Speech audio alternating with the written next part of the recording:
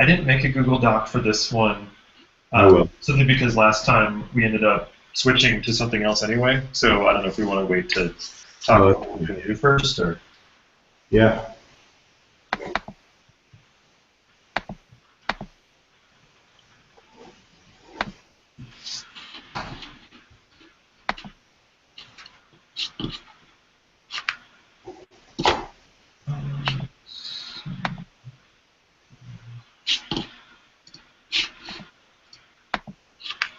I think this is session 2. We called our planning session session 0, right? Yeah, that's fine. Okay. Oh, participate in discussion. We don't want that. We want discussion. Move fast.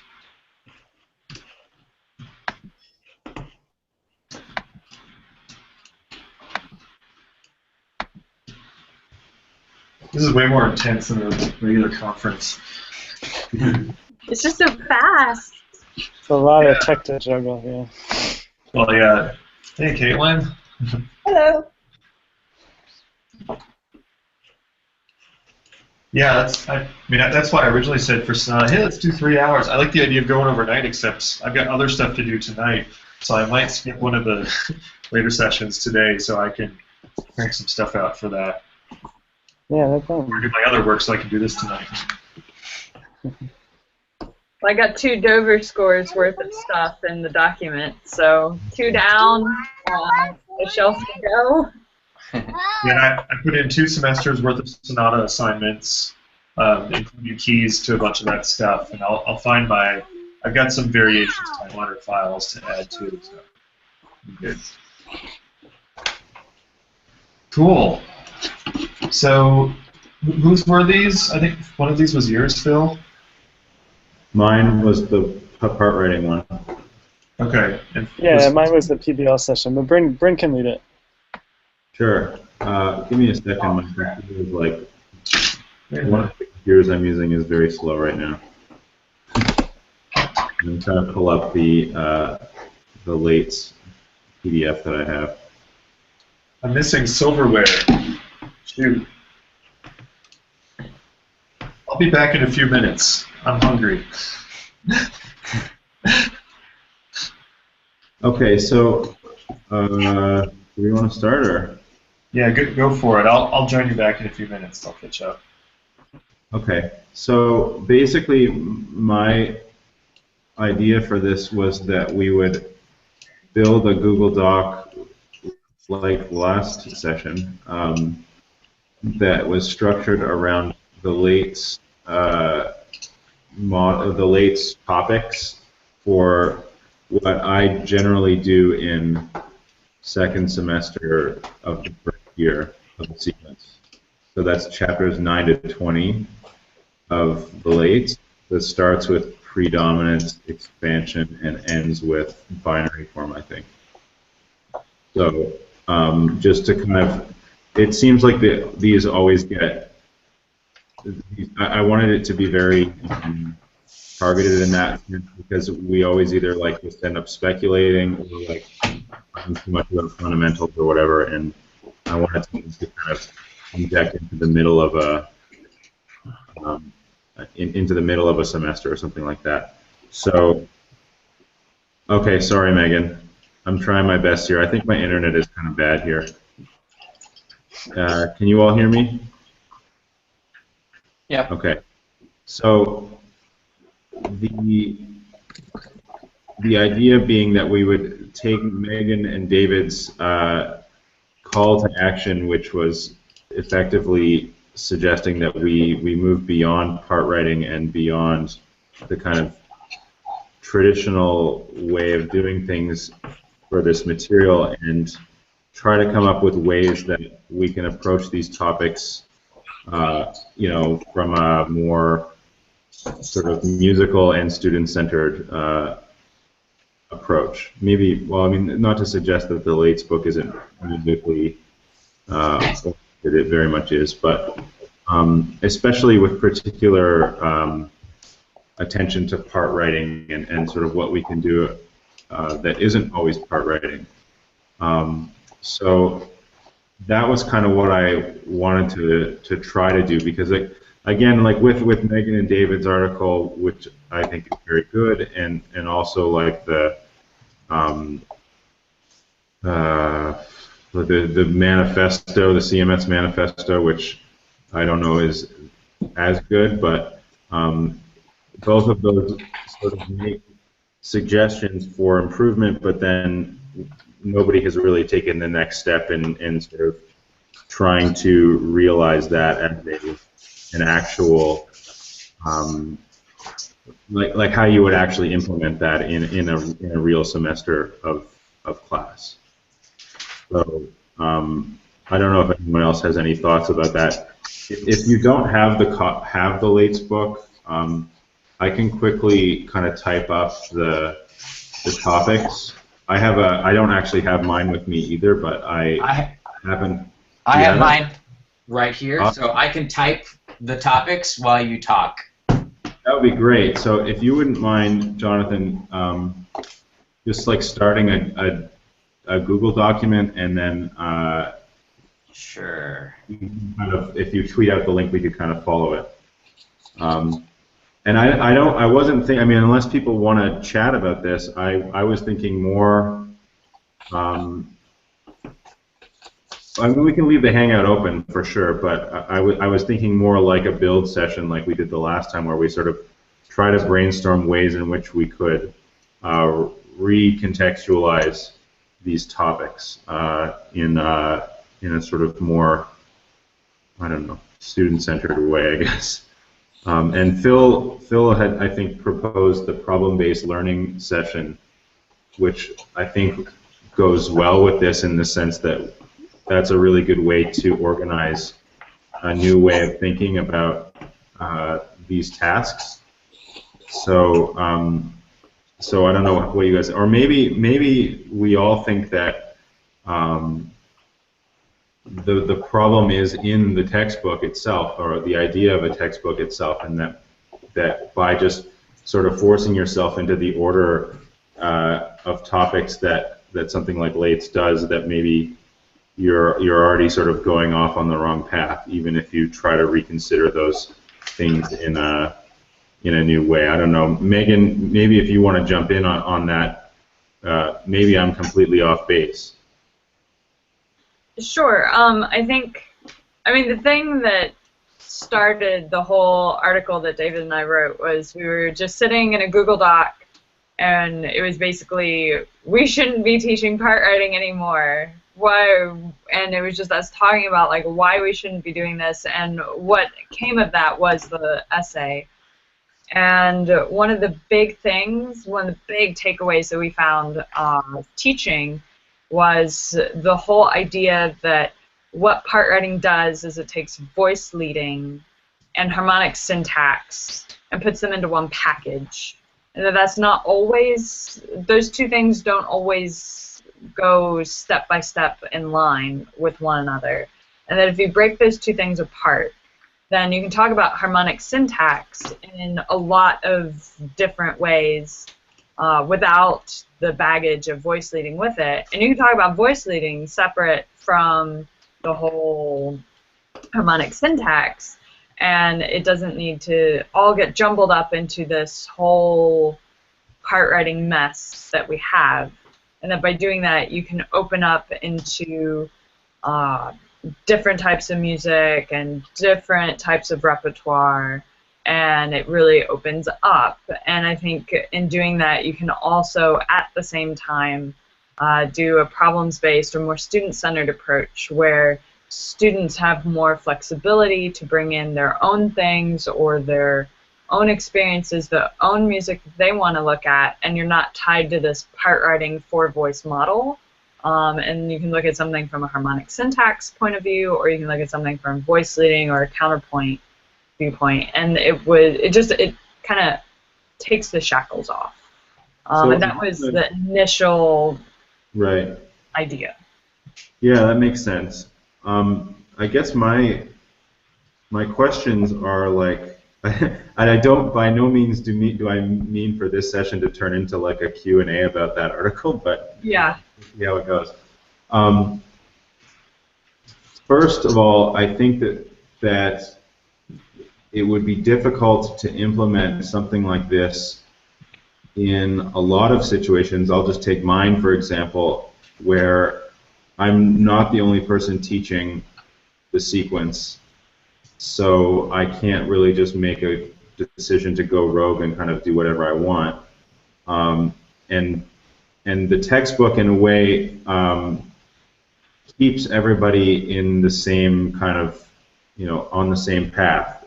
Whether we think that that's a good idea or not is another discussion, but I think that situation might be similar for a lot of people out there, and that they don't know. So I don't know if there's a way that we can kind of reconsider that. Like, what you're suggesting is really, really helpful, of course, but by completely divorcing those two things, that might throw a lot of different theory curricula for a loop. And as much as that might be the best thing to do, I don't think it's really realistic, for a lot of people, at least in the immediate sense. And so I guess part of the reason for this was, is there a way to kind of consider a very traditional path through Theory 2 in this new way that kind of gets away from part writing, but still kind of hits on the same goals that a lot of people still have for this stuff. Well, wasn't Rick Cohn recently just saying that half of the curriculum should be devoted to rhythm, meter, and sort of the topic of time as opposed to that? I mean, it seems like you're getting it from all angles, actually. The question is, like, how much we hold on to this idea, I think. I'm like, the thing is that as much as we can be like, as crazy as Rick Cohn like that, I don't think that, think about it from a practical standpoint. Like Chris was mentioning, like 80% of theory teachers are just non-theorists or non-composers, like reading out of a textbook. So, I don't think it's really feasible for people to do that, because the textbook, I mean, in my mind, is kind of less of a tool for students at this point and more of like an organizing force for departments and grad students. So yeah, like when you have multiple faculty and over multiple semesters, it's a lot easier for one person to make a change in what they're doing in one semester, or even one person for a whole curriculum that they manage on their own, than it is for a department where you have these built-in check-in points, theory and oral skills, and maybe keyboard that are meant to sync in with each other. And then even just things like room scheduling here, like making a small shift in how we organize the theory and oral skills means changing rooms, which means people are traveling back and forth across campus for like the music ed classes over on the other side, and the ed school and stuff over here. And there are a lot of organizing factors that when you hit that somewhere in between the individual class and the ideology, there's all this bureaucracy that at any time you try to do something new, you've got to have a way for it to get through that. So we could all agree that we should do it, and we could all have a plan for how to do it in our class. But there's always going to be a bunch of things in the middle that becomes really difficult to make a big change right away. Yeah, I think that's part of the reason why I think it would be really helpful as an exercise for us to try to maybe to try to sort of develop these ideas in a way that would still work with a quote-unquote traditional sequence. Mm-hmm. Like, why is it that to play devil's advocate here, like I think a lot of what's in the Lates textbook is really useful, like, and really great, and I don't think that just because people are changing, that makes all of this information useless. And I kind of think that I'm starting to get behind the idea that the pedagogy should be updated, but the sort of things that Lates is talking about in his book are still really helpful, and there's no reason why we should just dump it all because for whatever reason. I don't know.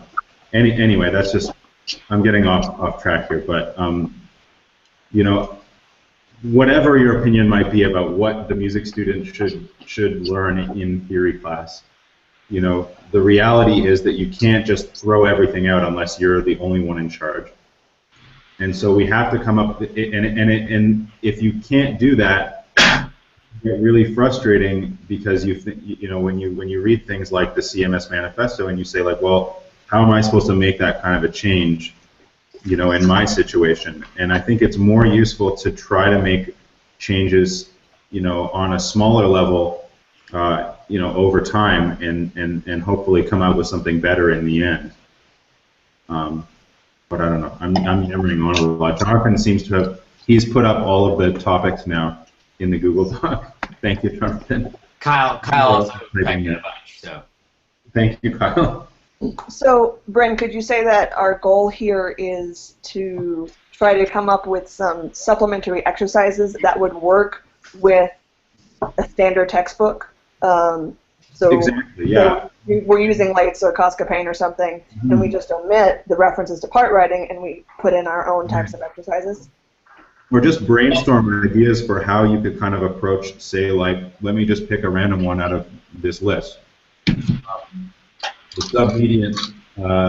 submediant harmony, a new diatonic harmony and further extensions of the phrase model is one of the topics, the chapter headings for Lates. Well, how would we approach that topic from a sort of problem-based learning approach, or whatever, not just the usual, like, okay, I'm going to part write 5, 7 to 6 on the board, and that's going to be day 1, and then blah blah blah blah blah. Like how can you kind of dive into these topics in a new way, but still maintain the kind of spirit of what the topic is in and of itself? Yeah, so I think there's one other approach. I know this isn't what we're doing in this session, so I just want to throw it out there and we can leave it. But what they did at Yale when I was a grad student, Ian Quinn went through, and essentially they had to get through all of this stuff much more quickly because of the course structure there. And Ian developed a new approach to dealing with voice leading in the classical style that reduced the number of rules that needed to be memorized, so they could spend a little more time on that set, but still less time overall dealing with that material and still knowing it really well, because they were dealing with a smaller number of things that they were regurgitating more often or applying more often. And when I took that and put that into a standard 4-semester thing, it gave me time to do this other stuff. And so that's another approach that we could think about, is like if there's a more efficient way to do some of the traditional things, so we're still doing them, and then having a little more room to start experimenting with some of these new ideas. That won't work with the Lates textbook, which is the part that's kind of not what this session is about. But it's a little bug to think about, that there's ways to do it a little more tightly so that you've got room to start doing those other things. And when those other things look good, when they work well, when they're bearing fruit for our musicians that are working with us, then we can have some evidence to point to as we're trying to sell some of the newer stuff that we want to do in other domains.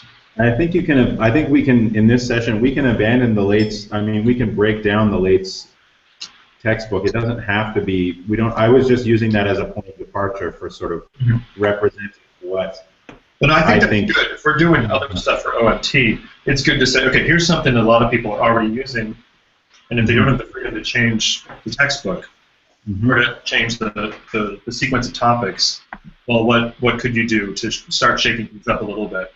So I think that's a good approach. I just wanted to throw that idea in there as something to kind of have in the back of our minds, potentially. Right. Well, I think one of the things about the textbook approach is that so many textbooks take the here's a new chord approach, and that's very difficult, I think, to step outside of, because it's so structurally organized. I mean, one of the things about PBLs that you find is that they're just so messy. It's very difficult to sort of structure a PBL in a way that would involve students only picking like this one very particular chord and this one very particular thing. I mean, you can do it, especially for things like cadences, sequences. So you'd have them. You can structure. I think you could structure activities that would involve those things, but it's almost difficult because that's not the focus anymore. It becomes a lot more about critical thinking, or a lot more about problem solving, and thinking about how to do things musically than it does the chords themselves and how they function. How would you do sequences from a PBL approach? Yeah, I mean, there could be a few different ways to do it. One thing I've done in the past is kind of like the missing measures problem. So you start with a few measures of music that start a sequence. Like you have the first iteration of a sequence, and then it, like the music, like was faded in the photocopy, or it got destroyed in a fire or whatever. And so you force the students to reconstruct what would have gone on in those measures. Another approach that actually doesn't go beyond part writing, but relevantizes part writing, is give them like a string quartet dictation or a transcription assignment. Say, okay, you've got a recording, you can't find a score, you've got to perform it this week. In public domain, you just can't find it, and so you need to transcribe it. And one of the things that helps make that go really fast, especially when it's hard to hear the inner voices, which is the first thing that jumps out when you're trying to transcribe a recording, is you can't hear the second viola or the second violin of the viola. So you need to fill that in with what you know from part writing. So now it's not just, oh, it's this canned way to learn one new chord in one inversion, which I agree is not neither the best, I think, pedagogically, but also doesn't really gel with PBL. But if the problem is you've got this recording, you can hear the melody, you can hear the bass line, you don't know what's going on in between, notes are coming in and out, how can you predict what will be there? And then the lates can then become a place where you do some investigation, maybe a few chapters at a time. So you're not going chapter by chapter, but you're using the problem to open up the question of, why is this textbook useful? Why are all of these rules and all these abbreviations things that we should at least have some familiarity with and some access to so that we can make use of them in some real musical activity? And then it's not part writing for part writing's sake, it's part writing for the ability to predict what's going to happen musically in these voices, so that when your copy is faded, when your recording sucks, but you have to deal with it, you have some principles by which you can fill in the gaps in your own musicianship. Right. I think those are both really interesting strategies, and it's interesting to me how they kind of cast the students in different roles, right? Either you're the performer, you need to do this, or you're kind of in a forensic, musical detective kind of mode. I mean, another thing that I do to try to make things where I mean, this is the situation that Bryn's describing is pretty much my situation, right? I mean, the other instructors, the way that it's done here, the sequence uses this textbook, and well, not all of it uses the textbook, but it's kind of something that there's an incentive for me to try to work with it as much as I can. So when we're doing things like, oh, this is the new chord, the role that I often put them in is kind of a compositional role, right? And get them to think about compositional strategy and start from that problem. Like, I want to make this cadence stronger or feel like a bigger arrival than this other one. What things can we do? And so something like the predominant function, this is chapter 9. You kind of have to pretend into these roles a little bit more than the other things, but it's still, I think, in the same kind of continuum. You kind of think about, if you're writing this music, or I'll give them a passage that they then have to recompose to make one of the things bigger, and that can often lead into bigger discussions about rhythm and metric placement and like other messier, more real world kind of things. But then that can still be kind of focused around, I don't know, like a 2-6-5 chord that they're just learning, or that kind of thing. And then they also with this recomposition thing, the kind of listening to slightly varied versions, right? So if we had a 7th on that predominant chord, does that sound more intensified? Or they can kind of evaluate and weigh these options and pick what they like. Right. I think another thing with PBL that you can do is this kind of discovery mode of, for example, we're dealing with 2-6-5 chords. Here's a piece of music. Find all the 2-6-5 chords, and that can lead to discussions of, well, wait, is this in G major or is this in D major? Well, it wouldn't be a 2-6 chord if it's D major. So then they're talking about modulation. And then it can be, okay, what do you notice about 2-6-5 chords in a harmonic syntax? And then you're not talking about part writing and voice leading and all. It's just harmonic syntax of, oh, I'm noticing that 2-6-5 chords are often preceding 5 chords or preceding some kind of dominant. And then they can come up with their own list, kind of similar to the whole Twitter essay And this whole discovery of letting them figure out how this stuff works on their own, and then giving them just the one single nugget of only 265 or only 6, and then everything else comes together around it. Yeah. Well, and paired with the inquiry mode, like, here's some examples. There's a box around a measure or two or a cadence that has, what's going on. You could also put before them the textbook and give them kind of like a week's project that, like, here's so-and-so's explanation of this chord, and here are 5 pieces that use this chord, but of course sneak in a couple pieces that break the rules that the textbook gives. So the textbook has some examples, we supplement those, and then also add some where it doesn't work, and then start to ask them, essentially, like, it could even be a debate, like, take sides. Is the textbook author right, and these are exceptions that prove the rule, or exceptions that have a particular effect that they're going for in reference to this standard practice, or is the textbook wrong and is oversimplifying things and trying to fit things into a nice, neat package where music is actually messier than that? Or what is the effect of some of these differences, and get them thinking about what those standards are, because then they're still engaging the text. But when we're dealing with like 17, 18, 19, 20-year-old musicians that are taking a theory class because they have to, it's often the opportunity to critique the theory, to point out problems with the rules, can be inviting, or at least interesting, in a way that just memorizing them isn't. So both discovering them on their own, saying, okay, you're a musician, you've got these pieces, what's the same, what's different, what's going on, but then also, and here's someone's explanation of it, are they right, or did they miss something? Yeah, I really like the idea of using inquiry as a way of, instead of saying this is the new chord of the day, just handing out several examples. I mean, I think inquiry and recomposition are 2 really great ways to approach any of these standard topics, right? And improvisation too.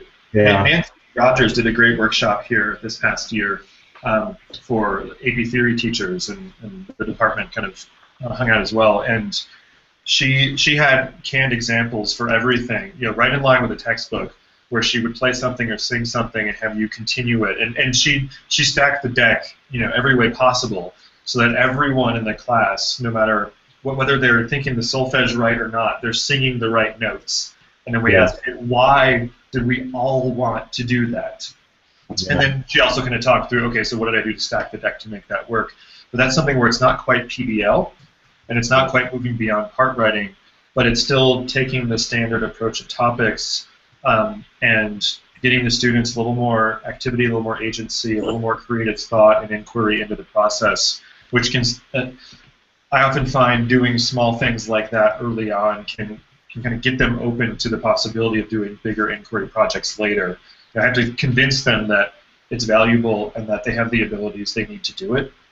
Right. Because I know that both of those things are true in most cases, but they need to be convinced, or they're not going to put the effort into it that they need to put into it in order to get out of it what I want them to get out of it.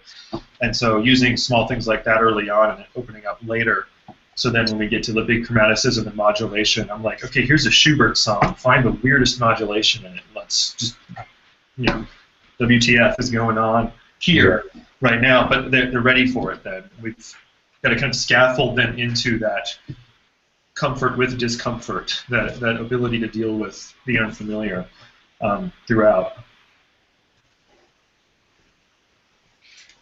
I mean, yeah, since the title nominally at least is Beyond Partwriting, I mean it's also, I think, useful whenever possible to use these composition exercises or these making activities and not have any part writing at all. Just have them writing melodies or these kinds of other kinds of compositional tasks. So for the small themes, for the phrase type stuff, period and sentence, right? That's like a ready-made thing like that. You give them an antecedent, maybe from something they already know, and then you ask them to do 3 possibilities, and that's where we're putting the students in this kind of compositional role, but we're getting them to engage with the musical materials in a very different way. I think a lot of them, when they do voice leading stuff, they're so focused on note-to-note connections and the vertical stuff. They don't even have a sense of melodic line. So we can really foster that by doing these other kinds of compositional activities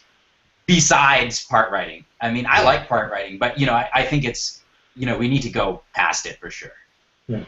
I think one of my favorite things. Sorry to jump in just with an example, but I've stolen that. If you've all seen that Peter Schubert video with him doing the Mozart's "What an Ass I Am" exercise, you guys know what I'm talking about? Yeah. Anyway, that exercise, I do that every single time I teach periods and sentences now, and it works. The improvisation in that context works so well, and then they kind of everybody kind of already knows how periods work intuitively, even if they've never heard of it before. And then the other thing that I just would throw out there too with the composition and recomposition thing is, once you've taught them sentences and periods, they would. It's really easy to just give them a basic idea and have them kind of follow all of the possible paths. You know what I'm saying? So here's 2 measures. Make this into an 8-measure period. Okay, here's 2 measures. The same 2 measures. Now make that into a sentence. And why or why not? Does this work?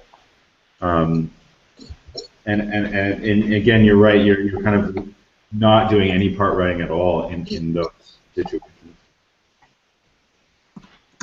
Another way to get away from part writing, and maybe without the kind of creative impetus that composition sometimes needs, is that you can do transcription, especially if you have kind of a joint one class for both oral skills and theory. And then you can have them transcribe something or do a transcription in voice leading parts. Hear somebody do kind of the soprano melody line, hear somebody do the bass line, and then those people have to get together and put it together, and that's when they have to kind of pool their vertical harmonic syntax knowledge of, wait, you have this pitch there and I have this pitch there. That's not a thing. That's not, and you have to use both your oral skills and your know-how of, oh, this chord doesn't fit here, but you also get a more flexibility with it. Right. Yeah, I think tying it to some actual real thing is important. I often, before they get to the last thing before I have them doing 4-part transcriptions is guessing what the inner lines are going to be. Here's a melody, here's a bass line, here's the first chord, here's the last chord. Fill in everything between, just guess. And of course, guess, it's part right. And identify the spots where there are more options that are possible, and using that as the frame. And that's a situation where I think not all of them realize how important the situation is going to be in their musical lives in the future. So as much as we can sell that, especially those of us that have done gigging, and church jobs and arranging jobs and things like that, we can tell those stories so that they know that they're really important things. But having that anchor is helpful for part writing, because on its own, and of course, and as you were talking about part writing, Jonathan, I was just thinking, so many of them do it as a visual exercise, as a visual puzzle, as opposed to an oral and performative task. And so when I have been in the keyboard lab for class, it's something where I'll have them sing, you work in partners and sing their species counterpoints, play them at the keyboard, work through the 4-part stuff on piano, have them play a bunch of model things with good voice leading, and get to feel how smooth that is in their hands before they go and write their own, so that then they can feel oh, this is really hard to play. And almost always if it's hard to play, it's because it's bad part writing. And so that's a reason why you might want to know these principles, but it's also something that then anchors it as real practice, so it's not just an exercise, but it's actual musicianship or building. And then I think as we do that, it always ends up then a couple stages later. This is kind of that one step at a time Bryn was talking about. It opens up later. Okay, now that we've gone away from this part writing as an exercise, it's serving this larger musical goal. Well, what other things serve that musical goal? What other goals should be put alongside that goal as things that are important for us and are worth taking some time away from part writing for, because they're important maybe more important or as important as these other things that part writing serves. Because quite honestly, just trying to find examples for 4-part dictation from real music, recordings for them, like there aren't. I've run out in 2 years of doing it. Finding, I mean, it takes me forever to find stuff, and that's doable at that level. That's not an intricate contrapuntal texture, and that follows those principles. And if we run out of music that fast that it applies to, like there's a lot more music that they're just not ready to deal with on that same wavelength. Do we need to prepare them over 2 years for this really small set of musical skills and reps when we can do other stuff? I know that I myself have encountered various students who have been so thoroughly inundated with 4-part writing that they look at things like a Mozart piano sonata, and I say, okay, let's look at this together, let's look at the harmony, and they're just dumbfounded because they're sitting there looking at it going, this isn't in 4 parts, I don't know what to do. Yeah. And of course that's I think that the increased, not necessarily increased, but just kind of constant emphasis on 4-part writing has those kinds of unfortunate consequences, because it appears to be so abstracted, if not kind of representing a kind of geometric abstraction of music, that it's very, very difficult to see how it in fact applies. The problem too about the way most people teach part writing is it's so unstylistic. Like Bach does not write part writing the way we teach our students to write part writing. Right. So it's like it's even an abstraction of the style. I think like there's not enough examples of like melody harmonization or like putting Alberti bass patterns and like making those connections. Like I do a lot of work with that in our students, and if you relate it to stylistic norms, I think you start breaking down that idea of like, oh, it has to be 4-part chorale structure. It's like actually in Mozart, like the bass is the most important voice in Alberti bass. Like it's the bass, and these upper voices are just sort of filling in the rest of it. That's why he does things like write parallel fifths all over the place. I was just going to bring up, and Megan beat me to it on Twitter, but you guys have both been hitting on points that I noticed certainly throughout my time. Is, you know, the texture is just something that really confounds students, and that we like so often just like gloss over that, and like an orchestral texture is equal to a stringboard texture is equal to a piano texture, and whatever in the mind or in the sort of in the eyes of the theory world in a lot of ways. Or you know, we're sort of led to believe that if you would look through a textbook or something like that, you know. And it's good that they draw examples from all of those different areas, but it really is a different animal when you're looking at, you know, 8 parts at once or just 2 parts at once or whatever. One thing that I think is really helpful, and again, I'll side with Jonathan on this one. I kind of like part writing in its own way, but I think one really useful exercise is to kind of do the translation all the time, so, or like to be constantly doing the translation. So like, you know, how do we boil down this Mozart? And you know, maybe that's like too Schenkerian for some people, but like, I think it is really helpful to kind of boil down, okay, how do we boil down the Mozart into what would look like part writing? Or on the other way, like how do we, okay, now we've got a very nice looking 4 measures of whole notes in 4 parts. How do we turn that into something more rhythmically interesting? Can we make this look like Mozart piano sonata or whatever? Like, can we sort of translate from the basic texture to something more complicated? You know, one PBL exercise there. What's that? There's a PBL exercise there.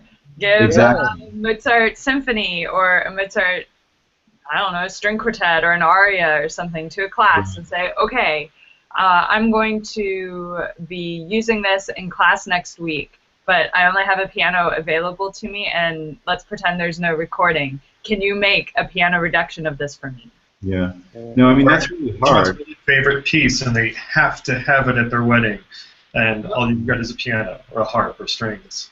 And the wedding gig is always the cheap, easy one for these things. But yeah, I think that it is easy to.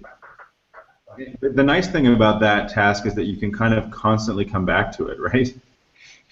With every new thing. One thing that I was going to say would be really helpful to do, and I don't know if this is something we might want to put in our little compendium of resources, but like sort of stock textures that you could use to kind of pull people away from part writing in a really easy way. Mm-hmm. Like, there's a JMTP article that Peter Silberman wrote about accompaniment textures in Mozart piano sonatas and doing model composition. Yeah, and that's a cool one. JMTP is like horribly inaccessible, but if you can find, I have a PDF of the article if anybody wants it, but I'm sure we can probably find it somewhere. Anyways, it's really helpful because he kind of goes through what the left hand should do when you're doing model composition, because so many people just don't really know what to do there, and this kind of relates to our talk about part writing in the sense that like we really don't teach students what to do beyond just like spelling out these 4 parts, and how do we make that translation, and so having like a compendium of stock kind of patterns that you could use that sort of go beyond part writing, but you can make the translation really, really easy would be quite helpful. If you guys don't know it already, there's a really great chapter in CPE Bach's Versuch über die Wahrheit des Klaviers zu spielen, which is an essay on the true art of piano or keyboard playing. The last chapter is called Improvisation, where he essentially takes like a bunch of figured bass patterns and then shows how you would spin that out into a free fantasia. I've given that to my students as an improvisation thing for them to do. It's a pretty cool exercise, and it gets them almost like thinking through harmonies in a little bit of a different way. Yeah. But yeah, so check out the CP Bach improvisation chapter. One thing that this part of the conversation makes me think a lot about is something that's been on my mind a lot lately, which is that analytical techniques of reduction and, I don't know, you could call it elaboration, expansion, composition, are things that I feel like are rarely addressed directly. And I've been thinking a lot about constructing a unit, for example, that is about reduction. What skills are required of you when you look at, for example, a Mozart piano sonata or a tune by the White Stripes? What are you required to do? What kind of cognitive leaps are you required to make in order to take that and do our theory thing to it? I mean, there's some abstraction that is required. There's a skill set there that is rarely taught directly, and I think it's often, that there are attempts to teach it indirectly because they kind of permeate the curriculum. But I can't help but wonder, like, okay, what would that unit look like, and what type of problems could be presented to the students that would result in really, really interesting activities? So I've done that with some pop rock voice leading, mostly as kind of just kind of eye-opening experience, not so much a full unit. But I've interleaved basic cognitive principles into the species stuff on open music theory this past year. I was building on David Huron's stuff with melodic predictability and Gestalt psychology. So they're thinking, so I keep asking them, why do we avoid parallel fifths and why do we avoid unisons, these kind of things, and it all has to do with how we treat consonance and dissonance, and it also has to do with things like auditory scene analysis and stream segregation, those kind of things. And so with those things in mind, then at some point I throw in like a Killers song. I gave them a transcription I made of When You Were Young, and there are some really good examples of places where there are parallel fifths and octaves that you wouldn't expect. There are non-chord tones not resolving properly.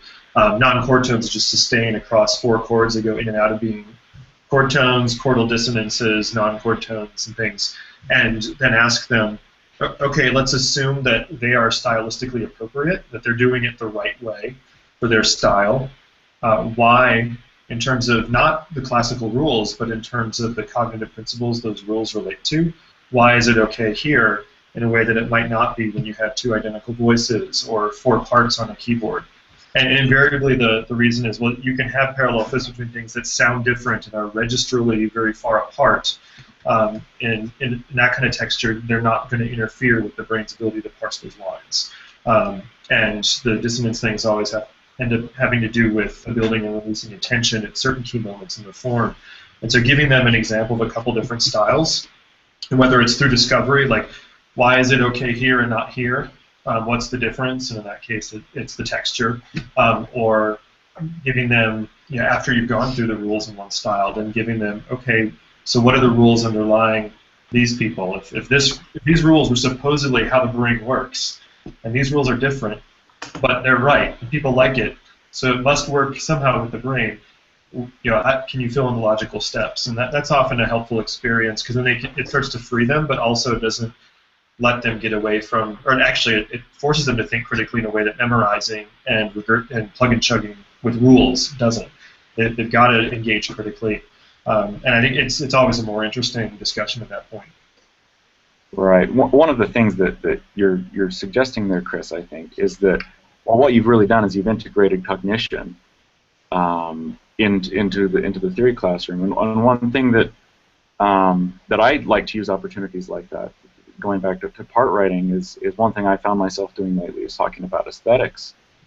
And in that, well, okay, maybe if we're going to be so obsessed about these part writing guidelines, rules, conventions, whatever you want to call them, we also simultaneously need to understand that what part writing does is that it instantiates a handful of musical values that have been prominent in Western art music for a couple hundred years. And there are some other musics that simply do not possess those values. Yeah, I think that's a great approach. The idea of like pointing out that different styles have different aesthetic values. Like, if your value is independence, like you want your voices to be independent, that's why you don't allow things like parallel octaves and parallel fifths, because those don't sound like individual voices. Right. And I think by the more you can connect these different like the classical form, the idea of balance, and that a phrase should be balanced. I think the more you can connect students to these aesthetics that you can identify as functioning in their repertoire, the more they can start to understand the style and not think of it as just a list of rules that don't really seem connected. Right. Well, and a particularly powerful thing that happens is once you identify those aesthetic values, that then opens up a vacuum to explore music that does not possess those values. Yeah. And I think a lot of students either get defensive or dismiss their training because those values are rarely explicitly addressed, and yet they're thinking, well, the particularly precocious students think to themselves, well, here I am, with my iPod or my iTunes library, and I have a ton of music that doesn't do this. So why should I trust you? Including Bob. Yeah, and so by calling it out and identifying it and say, this is what we're doing, we're contextualizing it like this, it then affords you the opportunity to then address other things in different music that has different values. I think that's especially important when you have a student body that's diverse. So, if you have a pop music program as well as more traditional classical performance majors along, this kind of ethnomusicology students, I think that's, it becomes, I think it's important anyway, but I think it becomes even more important. Another related thing, and I like the cognitive strategy as well, but as a kind of taking a history of theory angle with the undergrad, historicizing these concepts, which they, many of them, they'll take it for granted unless you point out, like, this is one, or show that the kind of, even the historical competitions, with which way we're going to conceptualize this, and, what does this approach afford, what does this approach emphasize, and this also kind of gets them thinking critically and kind of gives them a bit of distance between the tools and, a little wiggle room, I guess,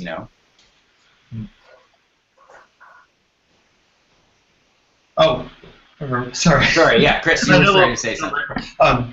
Yeah, so one of the things about aesthetic values, like there are different aesthetic values, and yeah, you may privilege independence in this genre and not in this genre.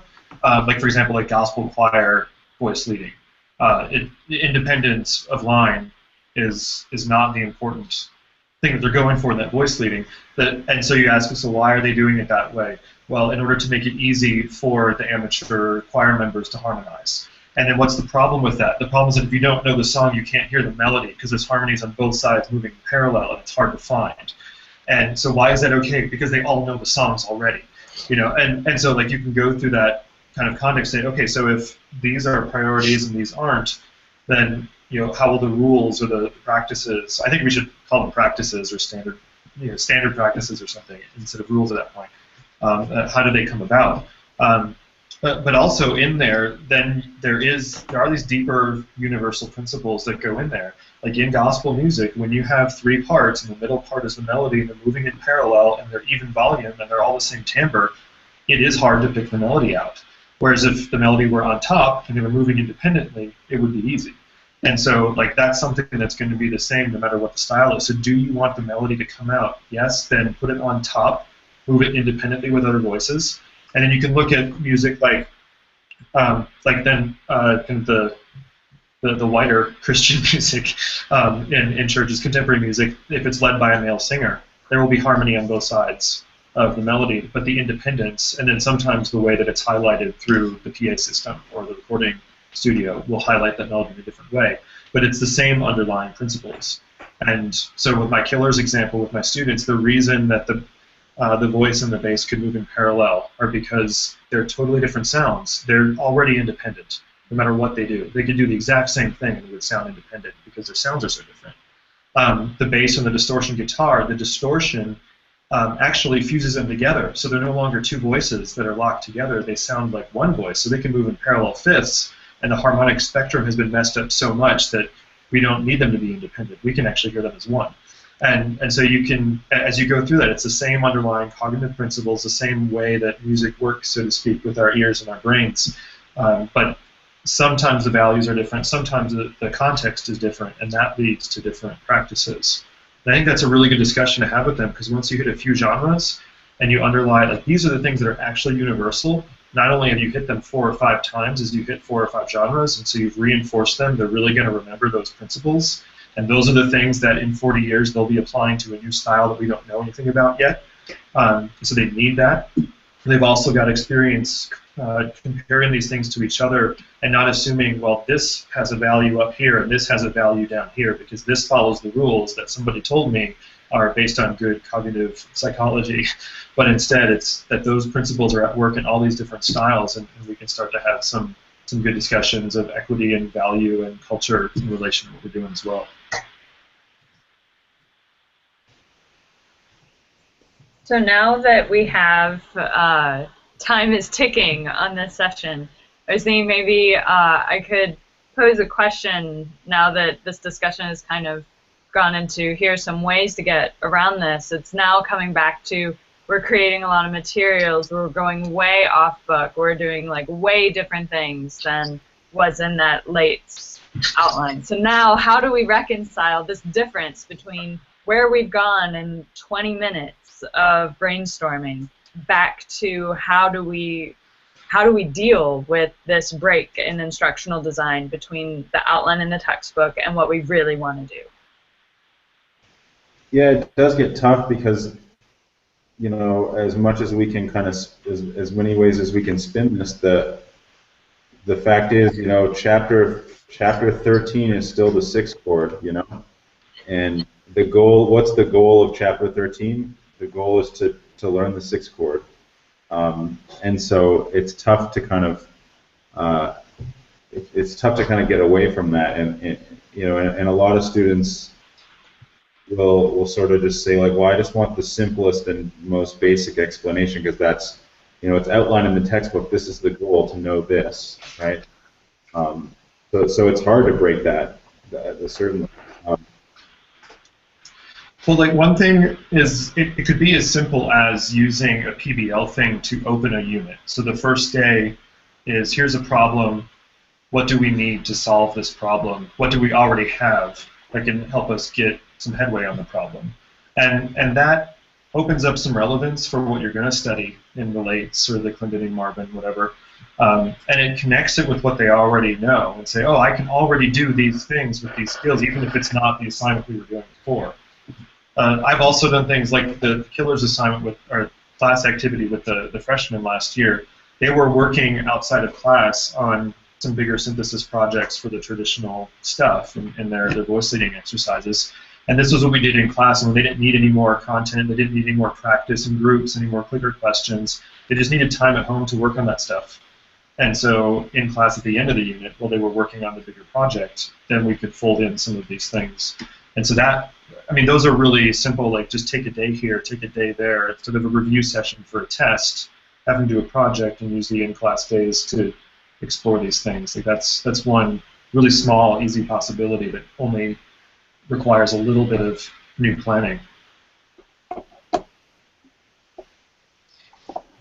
I mean, I don't know, Bryn. I mean, like, I feel like though there are, even when we're just like learning the submedian, or we're learning, you know, whatever new chord, I feel like there are usually implicit other more interesting learning outcomes that we can actually bring out of those particular things, right? So, like the sixth chord is the time when you can kind of pull apart kind of chord and harmonic function. That you have a chord that could be a tonic substitute, it could be predominant, it could be ambiguous, right?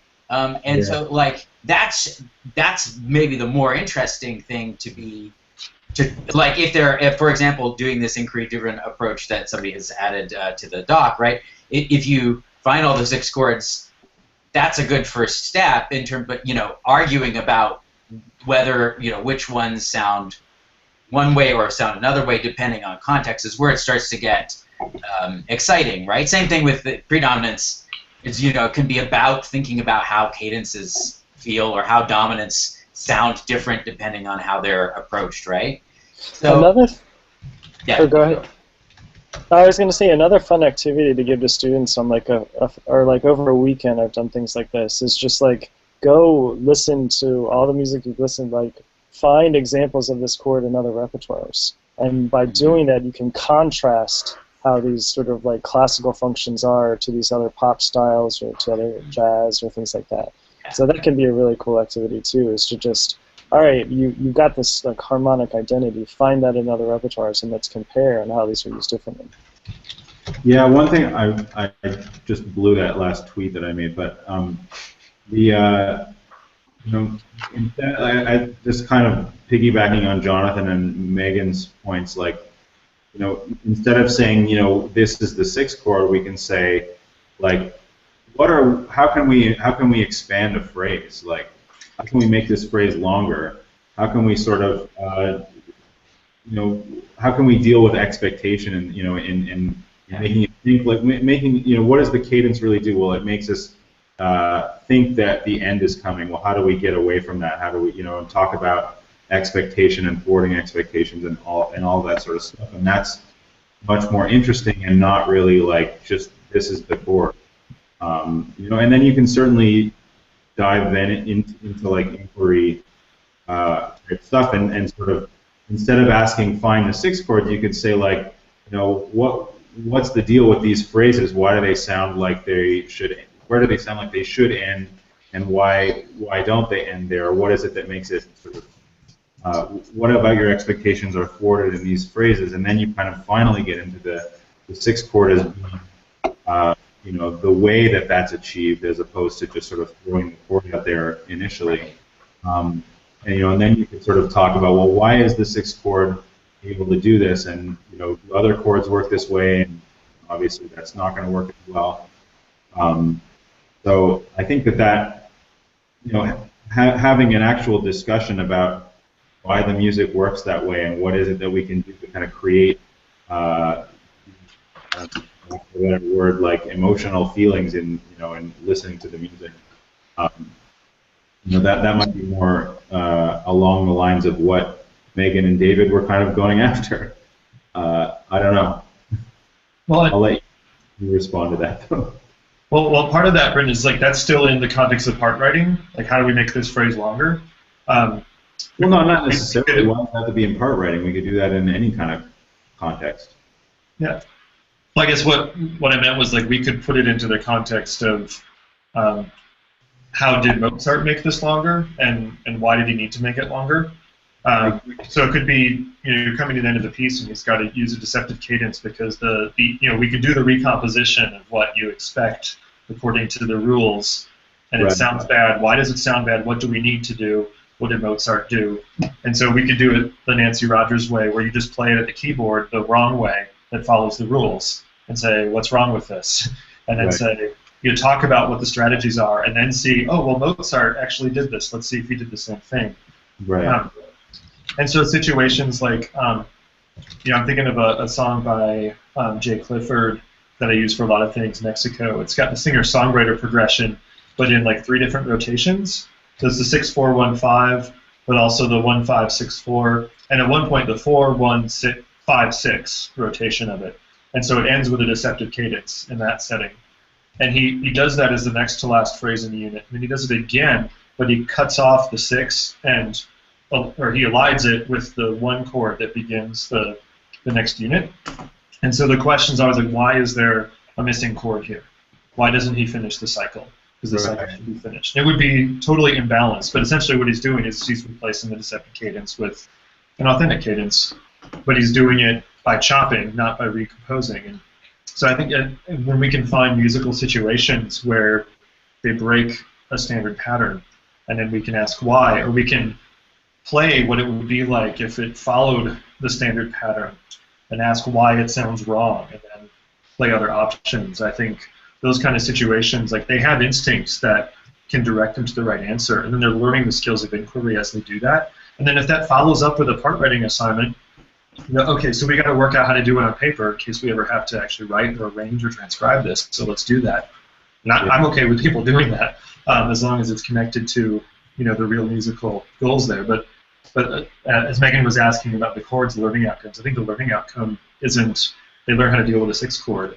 The learning outcome is that they learn how to transcribe music that they hear. The learning outcome is that they learn how to think analytically and critically about what they're hearing, about why does this work, or does it work, does it not work, and can connect that to specific structures. The structures is the things that we call these things, but it's the thinking that's important for me. I think that this discussion has been really helpful for me, like, just thinking through these things, and I'm especially excited to build a new unit around the 6 chord. But I don't know if we want to what's our time here? We're supposed to be done, and in 12 minutes we start the next one. Why don't we say I don't know. I would love to just kind of. Did Caitlin have a comment? I feel bad. I feel like she's raised her hand and I haven't heard her yet. It's okay. We're running out of time. I'm not sure that my comment's that valuable. Go for it.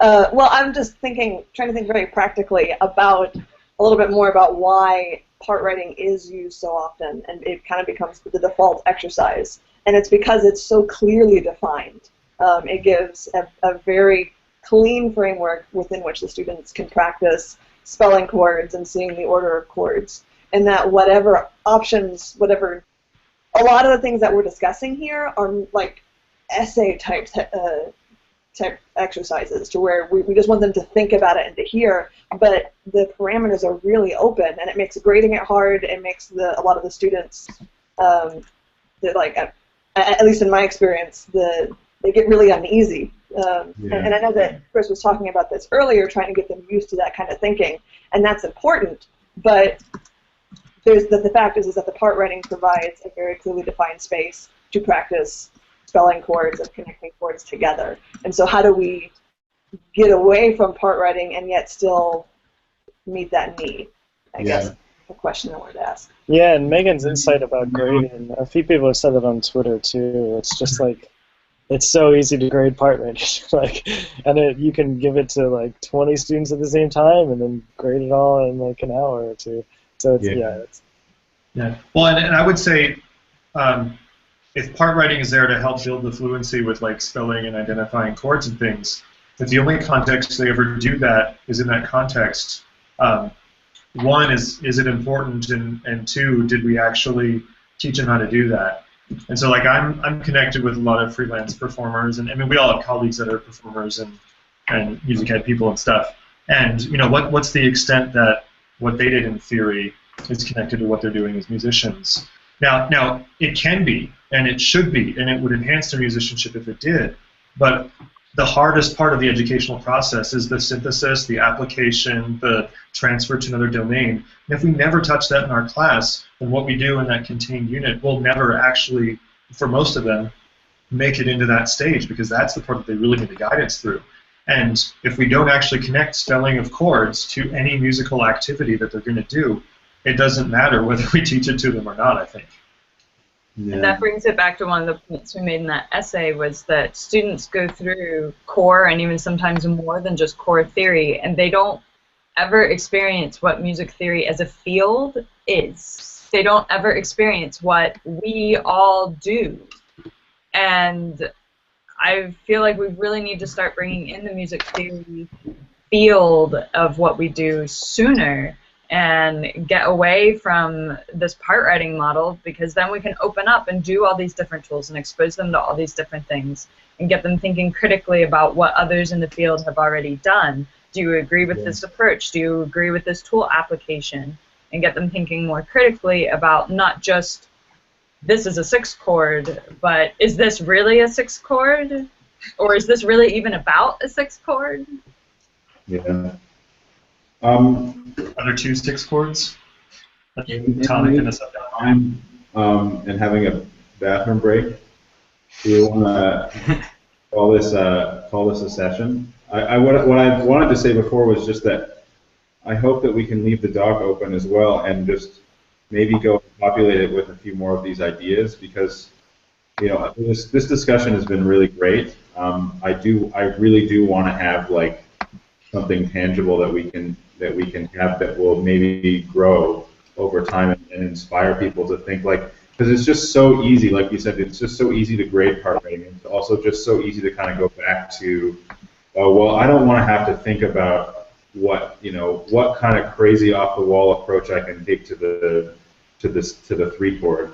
So it would be helpful if there was this kind of document of inspiration for these topics that might make this, like a lot of the problems that you come across, the barriers that we come across are just like, this is too much work, this is too difficult for me. Part writing is so easy, and you know what, like we can slag all we want about designing things around the ease of assessment, but like, man, we have lives outside of our jobs, and like sometimes the easy way to do something is the best way for my own sanity and for my own way to just like get my research done and to do other parts of my job that don't involve teaching, like and I do sympathize with people who just sort of say, well, I want to use the workbook and the textbook and like not have to think about this too much. Maybe that's not our motivation, but I think that is a lot of motivation for a lot of people, and they're not wrong for thinking that way. Yeah. So what we can do is produce something that's like, look, here's a whole lot of inspiration. Maybe this isn't as hard as you think. Then the tides will actually change. Anyway, I need to go to the bathroom. Yeah, me too. So should we start at like 12:50 or 2:50? The next one is. Yeah. I need to take a break, and then I need to set stuff up. So start next one a few minutes late. Yep. I just updated the times. Okay, cool. I'll update it on the Twitters. Yep. All right. Cool. See y'all back here in a little bit. Alrighty.